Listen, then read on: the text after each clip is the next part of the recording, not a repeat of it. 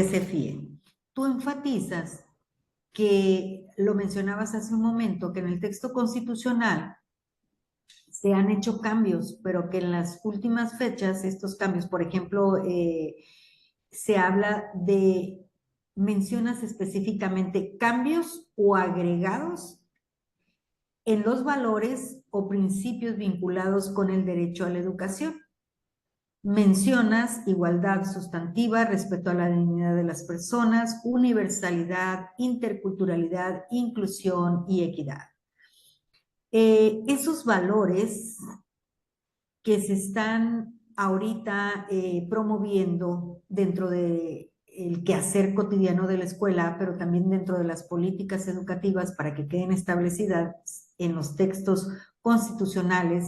Desde tu punto de vista, en el libro lo manejas como escasos cambios. ¿Por qué utilizaste esa palabra? ¿A qué te referías? No me parece escaso cambio la cuestión de la igualdad, de la dignidad de las personas, de la interculturalidad, de la inclusión, de la inclusión y la equidad. ¿Por qué manejaste ese término de escaso cambio?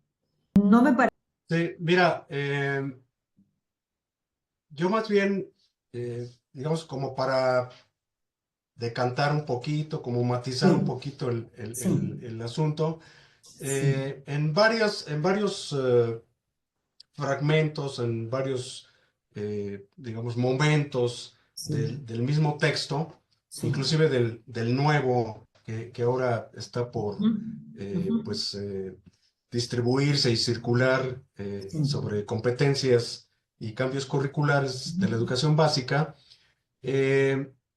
Yo diría que más bien en el artículo tercero constitucional, en la reforma más reciente y cuyo texto es el hoy vigente, que es del 2019, es la reforma de López Obrador y digamos, no fue mayoría morena, partido Morena, sino que tuvo que pactar con la oposición para que saliera adelante, y eso es algo de lo que yo me refiero en el libro, que es algo que también es importante comprenderlo, para que saliera adelante esta reforma educativa del 2019 a nivel constitucional.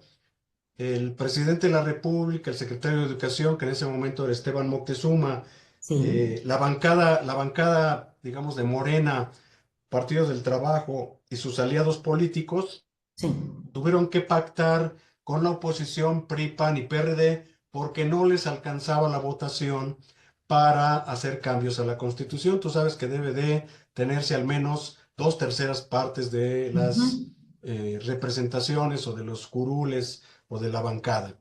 Entonces no les alcanzaba y tuvieron que negociar. ¿Cuál es el resultado de esa negociación? Que queda plasmado en el texto constitucional, artículo 3, artículo tercero de la Constitución, una mezcla de valores.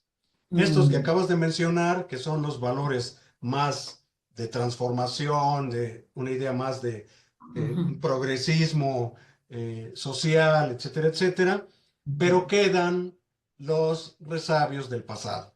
Por ejemplo, máximo logro de aprendizaje, términos como excelencia y calidad, y aparece también mejora continua. Que son, si uno revisa la historia de esos conceptos, pues son conceptos que vienen, por ejemplo, mejora continua viene del paradigma de la calidad total, de 1956, 1960, de Ichikawa y de Deming. En el famoso círculo de Deming sobre la calidad total, hay un concepto que es pivote para ellos, que es la mejora continua.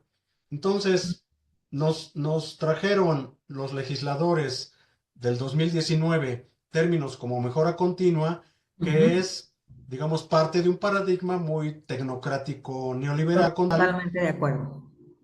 Y que aparece en la Constitución. Crean una Comisión Nacional para la Mejora Continua de la Educación, que tú sabes que ya al final terminaron desapareciendo esta comisión, que no era otra cosa más que digamos, la base operativa del Instituto Nacional para la Evaluación de la Educación, le Sí, habían, digamos, quitado las cabezas, pero dejaron toda la institución, toda la base de trabajadores, de sí, especialistas, de profesionales de la educación, pues ahí en algo que le llamaron la Comisión Nacional para la Mejora Continua de la Educación. Bueno, esa historia lo que te dice es que el artículo tercero de la Constitución del 2019 es un texto pactado, es un texto negociado entre los que defendieron en su momento la reforma de Peña Nieto y los que buscaron, digamos, tirarla, que en este caso fue el gobierno de López Obrador. En sí. eso terminó, en esa negociación terminó, yo por eso le llamo que me parece que fue un Escasos cambios. escasos cambios o cambios, llamémosle Agregados. así, cambios que se quedaron a medias. Sí. Pero fíjate que hay una lectura que le di y no sé si estarás de acuerdo conmigo, si no me lo aclaras. La lectura que le di a este apartado en tu libro es en relación a que con López Obrador hay una visión más humanista de lo que puede ser la educación. Y entonces, al hablar de neoliberalismo, al hablar de una escuela de tecnicista, entonces se quedaba fuera esta parte de la educación, que son estos valores precisamente, la cuestión de la inclusión, de la equidad, de la interculturalidad, etcétera. Estos valores que representan pues la cuestión del más alto nivel en cuanto al desarrollo personal del propio individuo, El ser humano, porque ¿sí? del ser humano, porque estábamos muy concentrados en el modelo o en el enfoque anterior, en el desarrollo de las competencias para una vida económica, una vida cotidiana que te ayudara en la resolución de problemas muy cotidianos, pero muy poco enfocado al desarrollo personal, Está bien. al desarrollo Sí, sí, social, sí. O sea, de la yo no dudo convivencia. que, Ujú. claro, yo no dudo que es una vuelta. Algunos funcionarios Sí. le han llamado una vuelta al humanismo o un Ujú. regreso, por Sí, ejemplo, la reivindicación de las humanidades por ejemplo. en muchos ámbitos de las políticas públicas, no solamente en el educativo, por ejemplo, ahí está ciencia y tecnología, ¿no? El Ujú, CONACYT, que le ujú. insertan una H para incorporar a las humanidades en Sí. el nombre del organismo, eh, crear una secretaría de educación, una secretaría de ciencia, humanidades, tecnologías e innovación.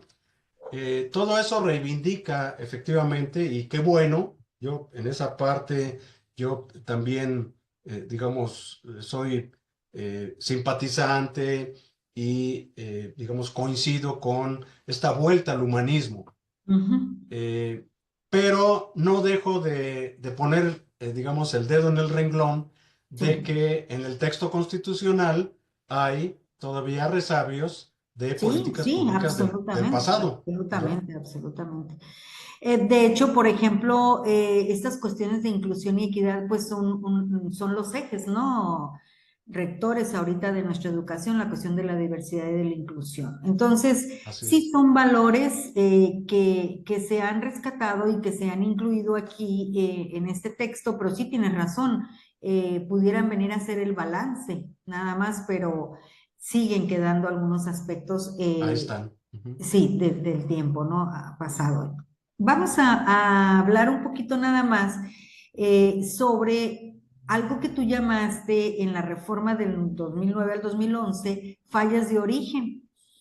¿Cuáles consideras que fueron esas fallas de origen y cuáles fueron entonces los aciertos que pudo haber tenido esta reforma? Porque debieron de haber habido también aciertos, ¿verdad?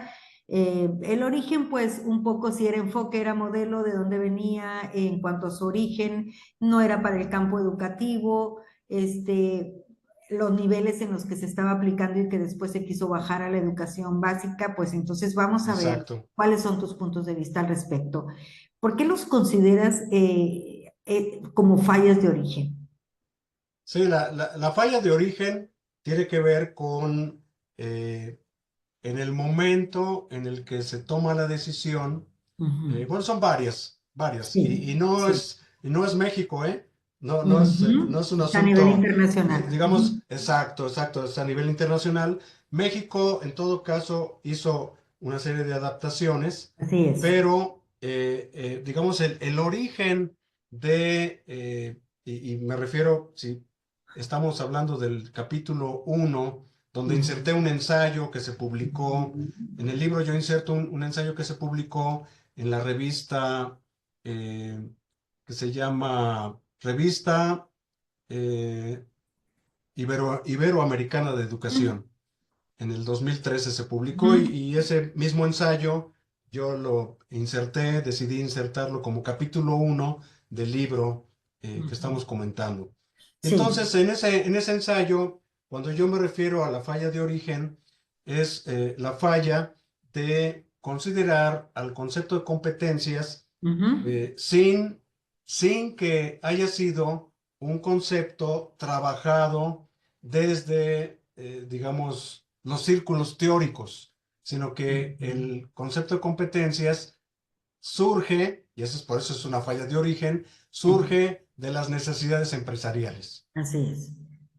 Eh, ¿Qué es lo que pedían los empresarios en otros países y que después se vino como una ola, digamos, pedagógica, educativa en América Latina y el Caribe? Las empresas empezaron a presionar a las universidades para que los profesionales eh, atendieran a las necesidades del mercado. Y a eso le llamaron competencias profesionales. Sí, Ahí sobre todo a surge, los estándares de calidad que le así exigían las es, empresas en su ahí momento. surge y esa es la falla de origen. Así La es. falla de origen es que un organismo internacional como la OCDE, en su departamento o su dirección de educación, adopta ese Ujú. paradigma de las competencias profesionales y, digamos, empiezan a trabajarlas, pero eh, como una jerga no generada desde Ujú. las teorías del aprendizaje, ni desde las teorías de la enseñanza, ni Sí. desde las didácticas, sino algo generado a partir de necesidades del mercado. Ujú. Entonces, esa es una historia que todo mundo debemos de reconocer y que, pues, al paso de los últimos 25 años, los críticos, no solamente yo, se refieren a esa falla de origen. Es un concepto que tiene un origen pragmático. Sí. Esa es una. Luego, ¿cómo se va llevando del sector, digamos, yo le llamo el círculo de la mercancía, de Ujú. las necesidades empresariales? ¿Cómo se va Sí. insertando en la educación? Ese mismo concepto Sí. eh, y se inserta primero en los estudios de posgrado, en Ujú. los grupos de estudios de posgrado, con Ujú. grupos pequeños, es donde se inserta y se empiezan a trabajar las competencias educativas. Ujú. Ujú. Entonces, bueno, ahí hay otro origen. Y luego, ¿no? ¿Cómo si las competencias se podían ver reflejadas de manera muy rápida en la formación de los profesionales para atender las necesidades y las demandas y los problemas del mercado?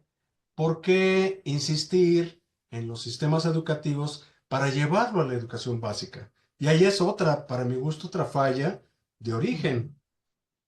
Es forzar o llevar con calzador, valga la expresión y la analogía, meter el pie con calzador a fuerzas al concepto de competencias a la educación básica, donde no lo ibas, o sea, es una cuestión hasta lógica, no ibas a ver reflejados la formación de competencias al término de la educación básica.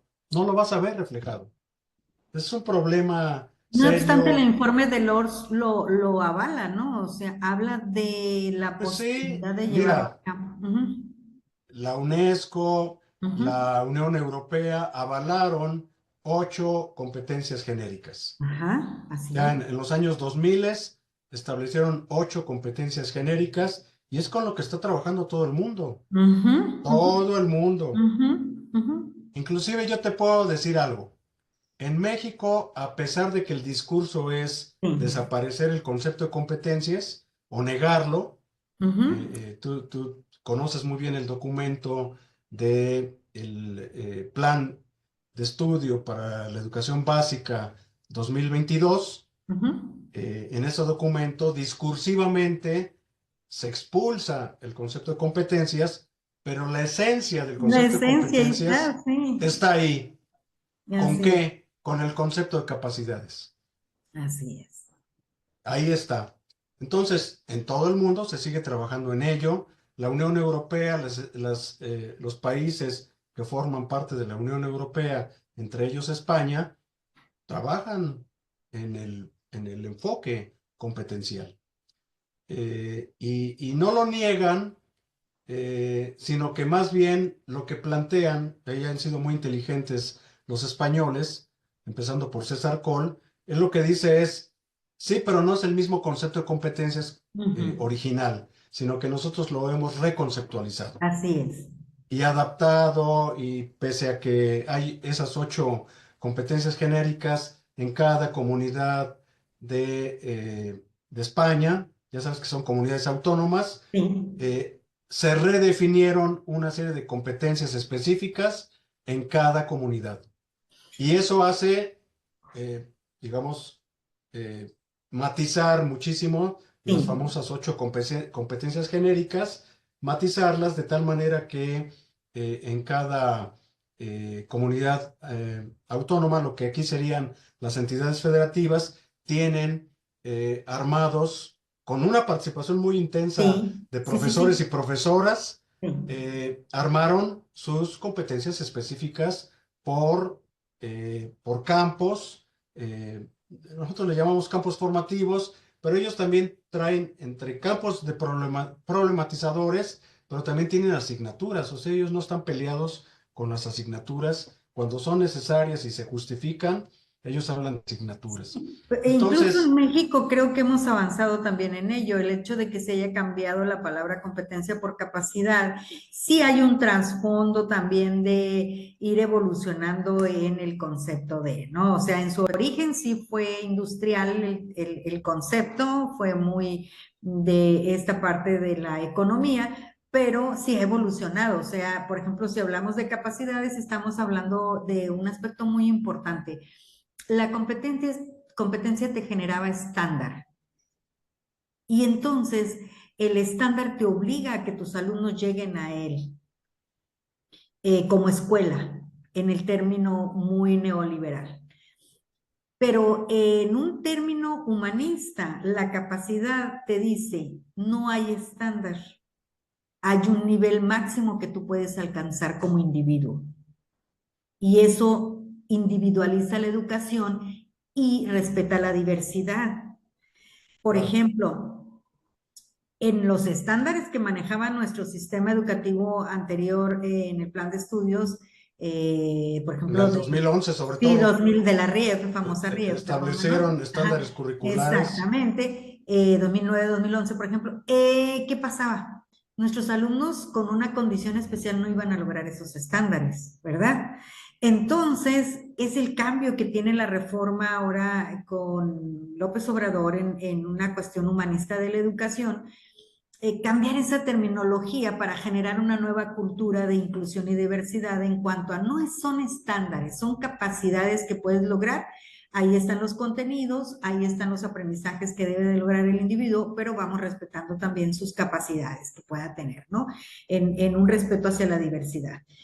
Y cómo entra el sistema educativo en la cuestión de la equidad. Bueno, vamos a darle a cada quien lo que requiere para que alcance ese máximo nivel de capacidad o de potencialidad que pueda tener. Entonces, los españoles han hecho su tarea y creo que nosotros estamos tratando de hacer la nuestra, ¿no?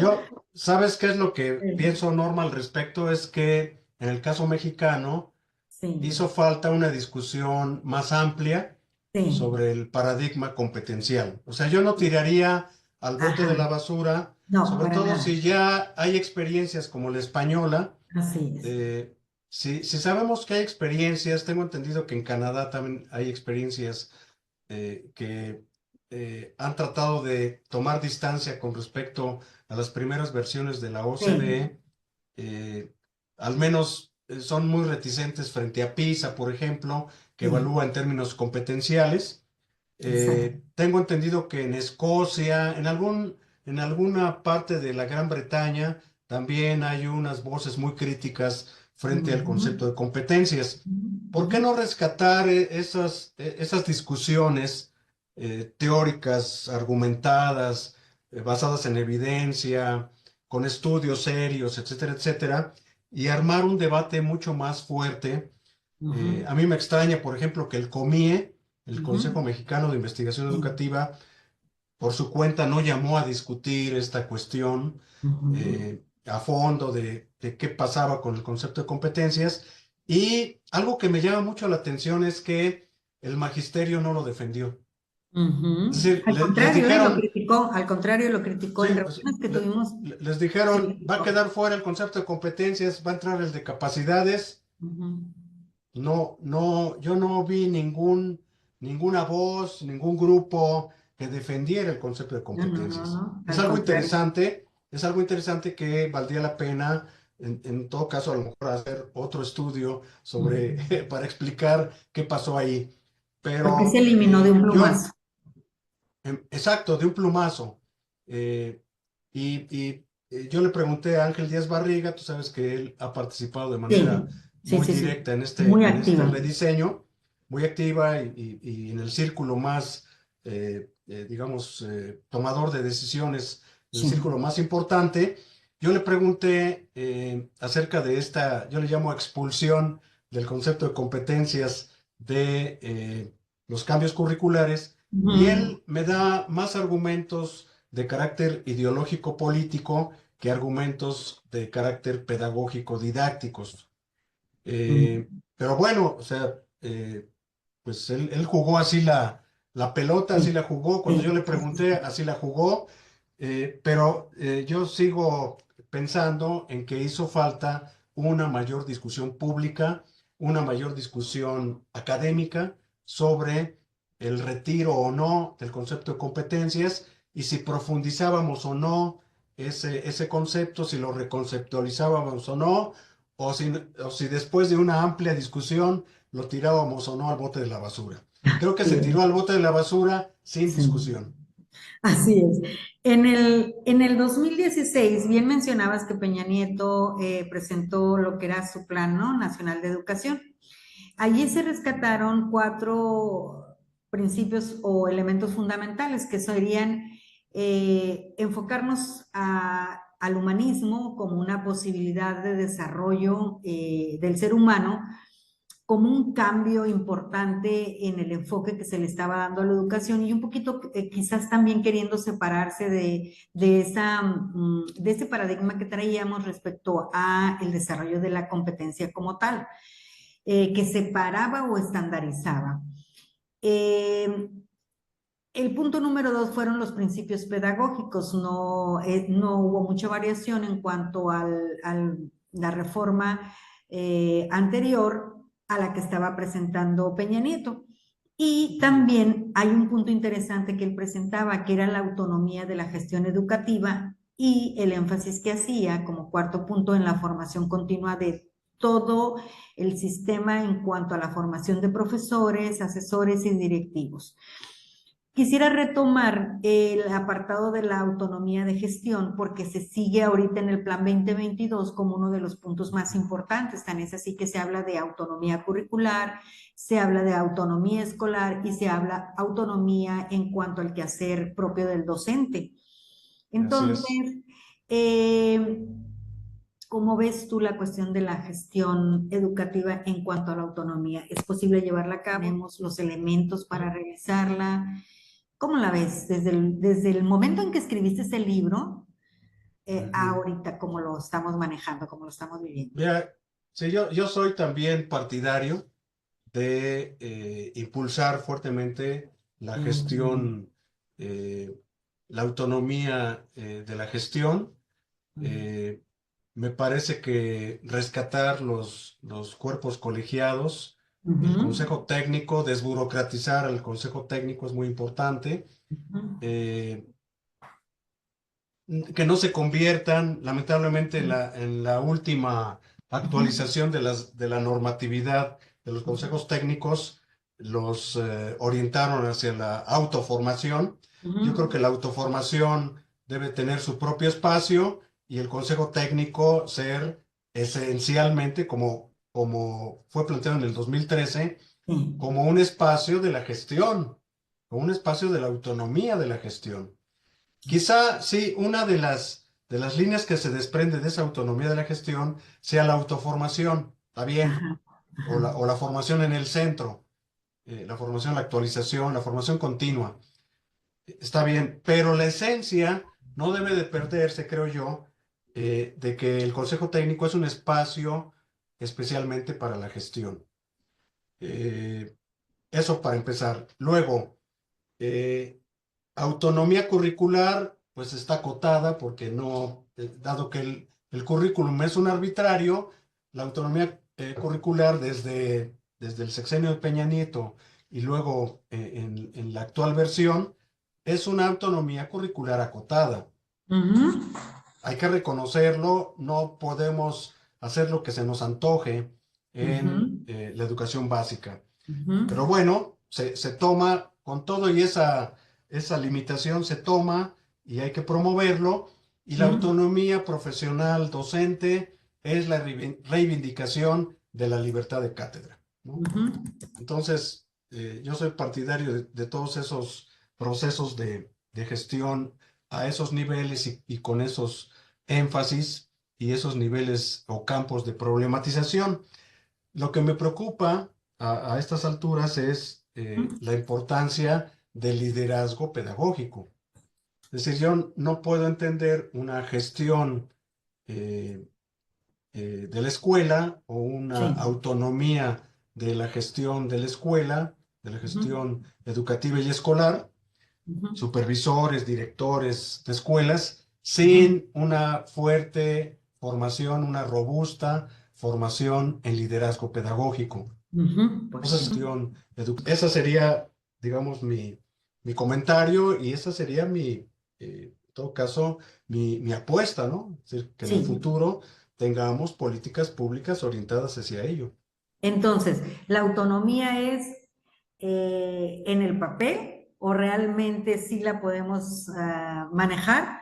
Pero tú lo dijiste sobre los consejos técnicos escolares, o sea, te mandan los temas, te mandan hasta la forma en que los tienes que desarrollar, te mandan, o sea, ¿cómo no?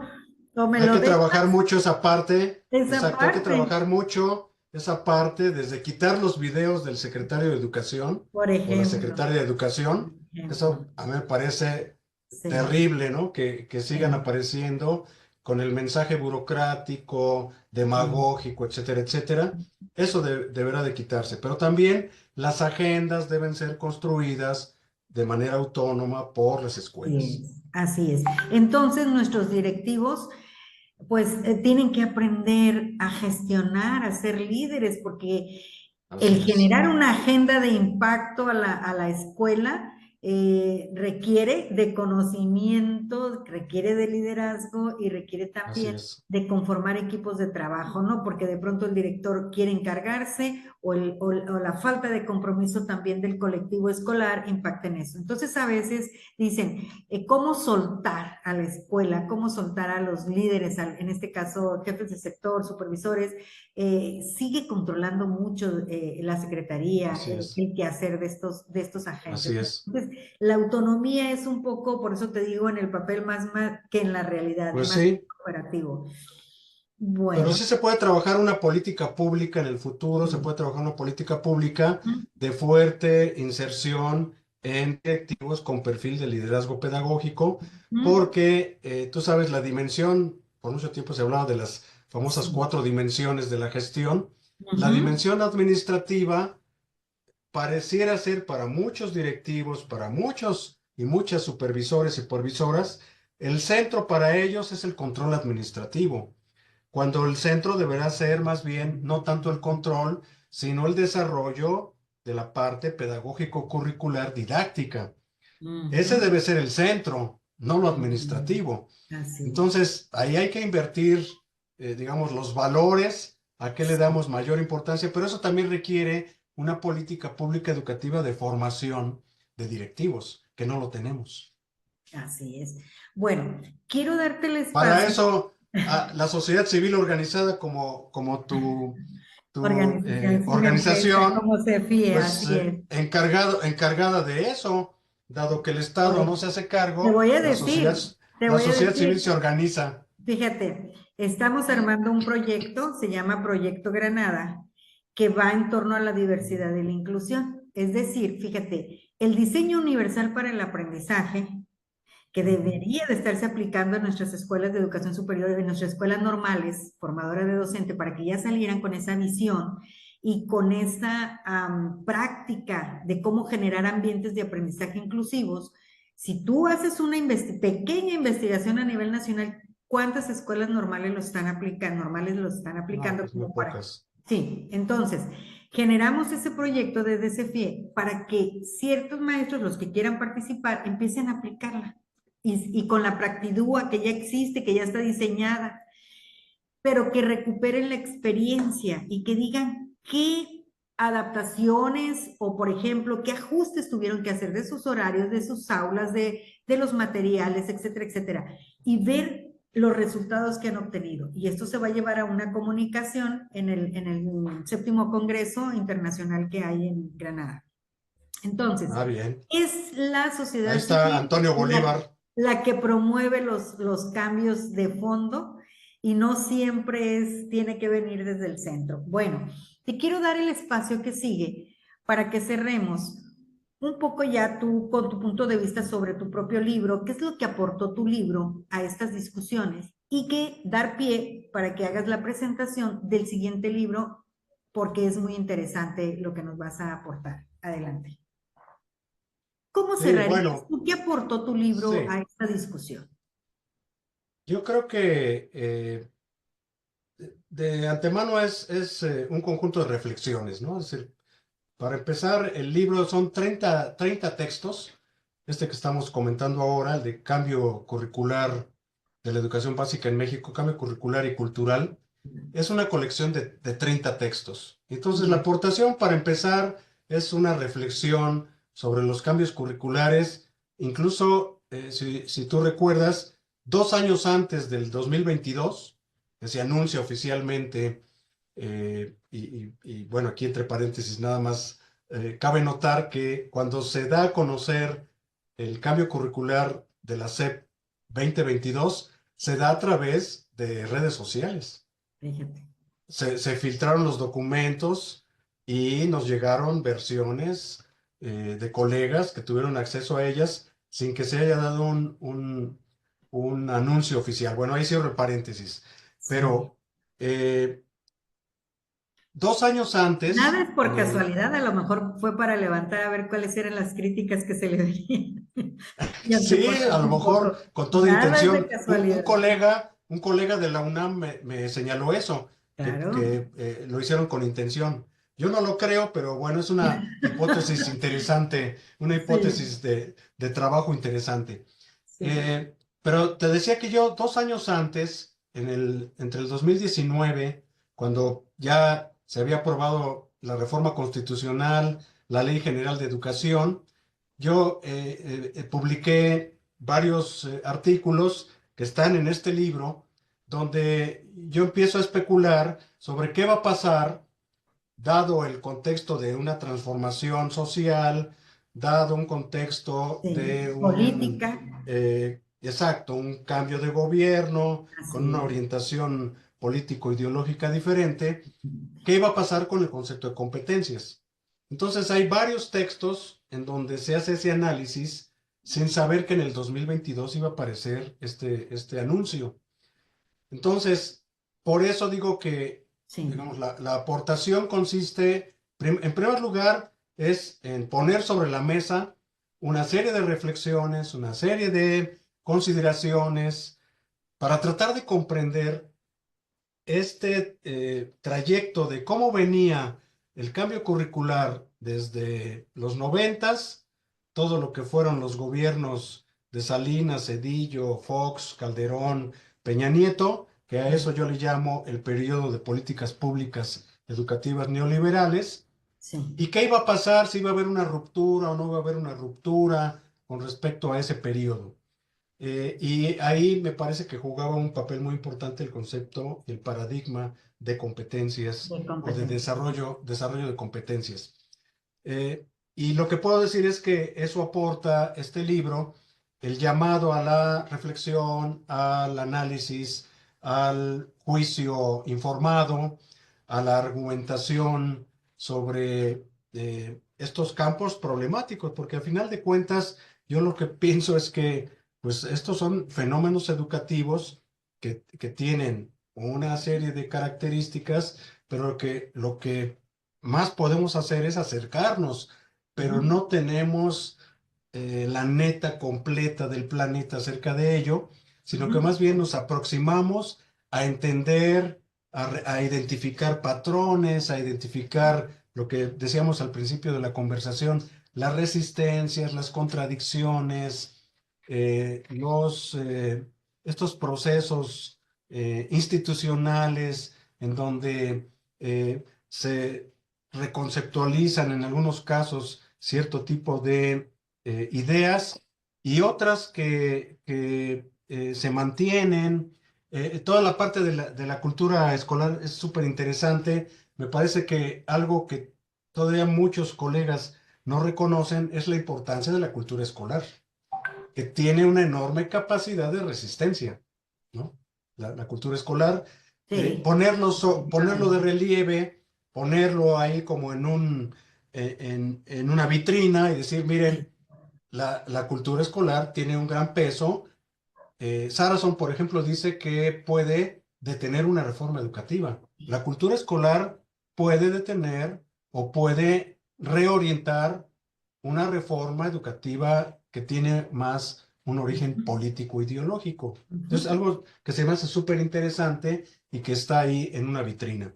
Sería, digamos, básicamente lo que puedo decir al Aportó, respecto que del aportó tu libro. libro. Muy bien, o que aporta tu libro. Vamos a compartir, porque así va a quedar grabado, lo que sería tu siguiente texto, tu siguiente La libro. Háblanos portada. un poco, vamos a poner la portada, pero vamos a ir adelantando, ¿qué lo escribiste? ¿En qué contexto? ¿Qué es lo que quieres compartirnos? Eh, ¿Por qué es importante que leamos este libro? Que se Ahí llama está. Competencias y Cambios Curriculares de la Educación Básica en México y España. España, Observaciones y así es. análisis del periodo 2000 al 2023. Un amplio Es, periodo. es una historia que pronto voy a empezar a escribir porque la he platicado, pero Sí, eh, una parte sí ya escribí, el libro anterior, al sí. del 2024, ya escribí una parte anecdótica de cómo se dio. Y esta otra parte de la anécdota de este libro me hace falta escribirla, pero ya espero pronto hacerlo. Sí. Pero resulta que ambos libros fueron generados como parte de una investigación Oh, qué interesante, ¿eh? que yo traigo desde hace aproximadamente unos 7 8 años sobre políticas públicas educativas. De hecho, el libro del 2018 está totalmente enfocado hacia el análisis de las políticas públicas educativas del sexenio de Peña Nieto.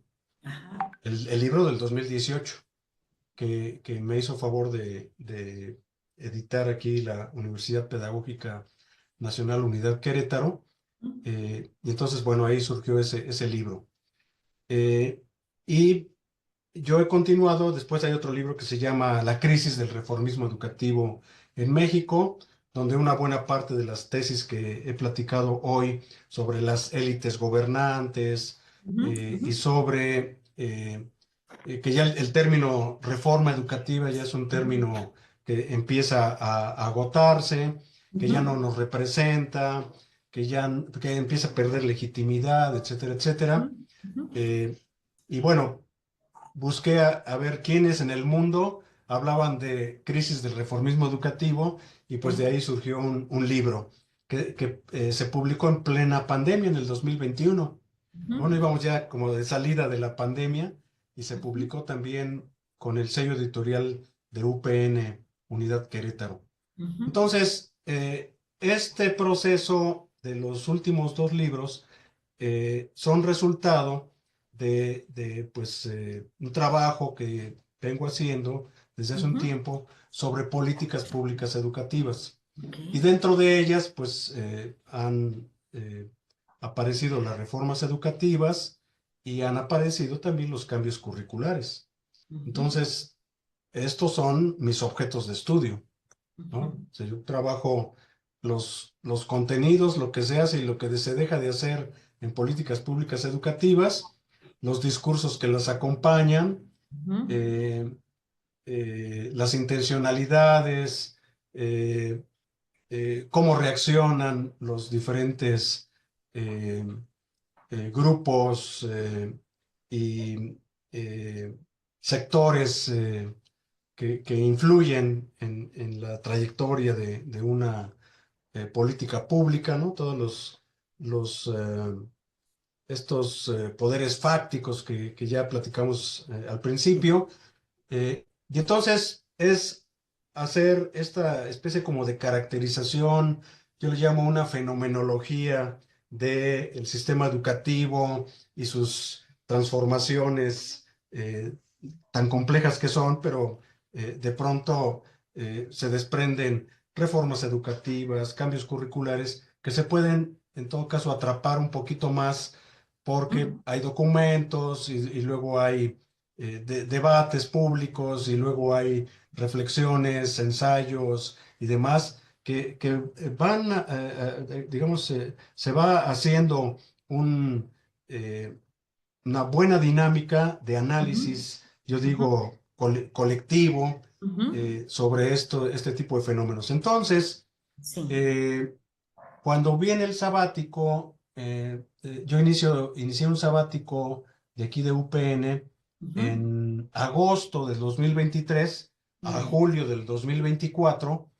eh, pues en ese año a lo que me dediqué fue a escribir sobre los avances de esta investigación y a darles un poco más de orden a las ideas.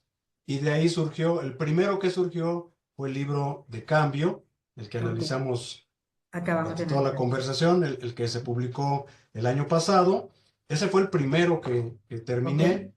Y luego el diseño del siguiente, la siguiente etapa, la diseñé no solamente con investigación documental, sino también con investigación de campo. Y Ujú. esto implicó entrevistar especialistas tanto de España como de México. Qué bien, qué bien. Y bueno, pues el resultado de ese trabajo es el Es este que libro. ocupa la mitad del libro siguiente.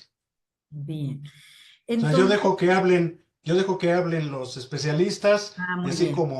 así como tú comprenderás, pues yo hago las preguntas y ellos son los Muy que bien. hablan y de ahí retomo para afinar también mi propia posición Claro. teórico-metodológica al respecto de estos fenómenos. Podemos encontrar entonces el origen del fenómeno, su desarrollo y su impacto social o su impacto en el ámbito educativo.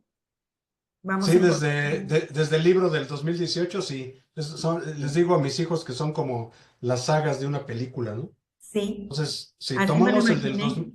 2018 con cambio educativo y políticas públicas, después la crisis del reformismo educativo y luego estos dos, por supuesto. Y Perfecto. Y entonces vemos ahí ya vas a tener la película completa. completa. Y vemos que sigues con la muralla. Te edito Sí, también. sí, sí. Pues tuve la suerte y la fortuna. Aquí te voy a platicar la anécdota de que, Sí, esta es una primicia, ¿eh? sí, La dime. anécdota de que la doctora, yo le dije a la doctora, cuando ya se había lanzado el libro del 2024 a Sí. María Antonia, yo le decía, pues ahí pongo a su consideración, pues Sí, esta otra pieza, que es sí. y la respuesta de la doctora fue, necesitábamos ver cómo camina este libro para pensar en otro. Y yo dije, Mm, bueno, pues está bien, me parece muy bien. Eh, y resulta que por ahí ¿qué te diré? Habrá sido en enero ujú. o finales de enero de ya del 2025, me dio la noticia de que sí les interesó. Claro, Sí, yo les envié el borrador y me dio la noticia por ahí de finales de enero, principio de febrero, de que sí. sí les interesaba el libro y ya empezamos a trabajar con los revisores, con quienes hacen la parte editorial ya más técnica, más específica, Mm, a ujú. partir de esa fecha. Y otra parte de la anécdota es que estaba pensado para publicarse en junio.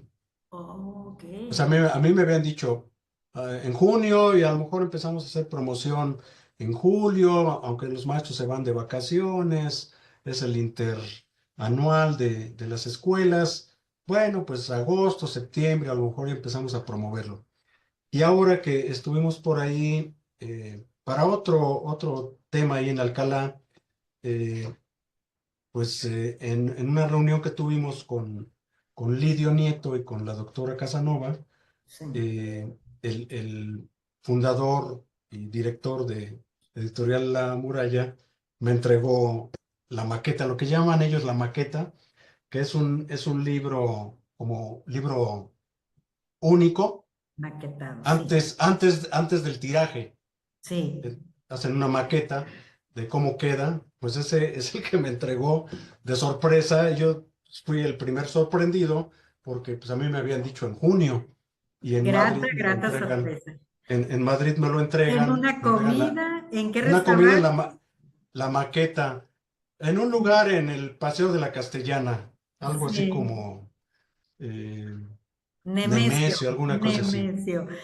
Te lo algo digo así. porque esa anécdota me la contó María Antonia muy contenta, Sí, ahí fue muy contenta. una cosa así para escribir como hasta para una Sí, novela, porque fue sí, una cosa muy sorprendente, gratamente y sí, alegremente sorprendente.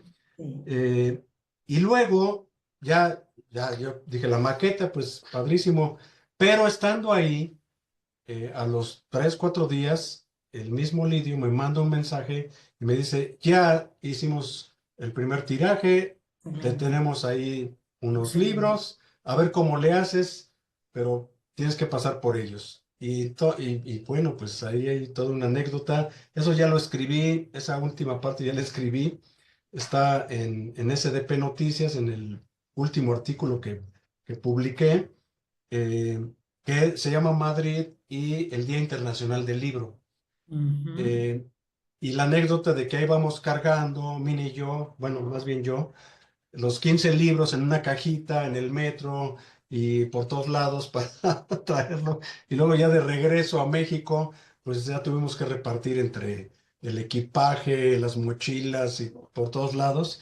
Y ya así nos trajimos los 15 Muy bien. ejemplares. Y bueno, pues son anécdotas Pues de estas cosas que te pasan. felicito por el esfuerzo, no es cualquier cosa escribir un libro y luego otro, y mira, yo creo que es una aportación que se requiere en el ámbito académico, que los que estamos pues en este medio también tengamos una voz, en este caso impresa, es muy importante lo que has logrado hasta ahorita, y ojalá nos aceptes una próxima invitación para tu otro libro, si estás de Muchas acuerdo, gracias.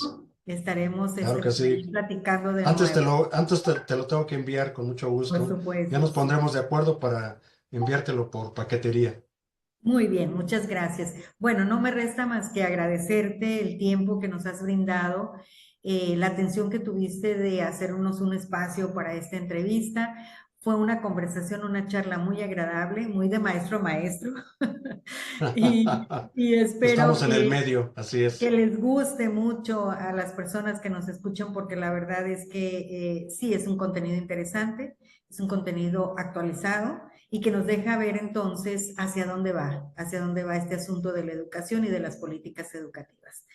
Bueno, entonces muy agradecida contigo y Al abierta contrario, para la ustedes, próxima charla.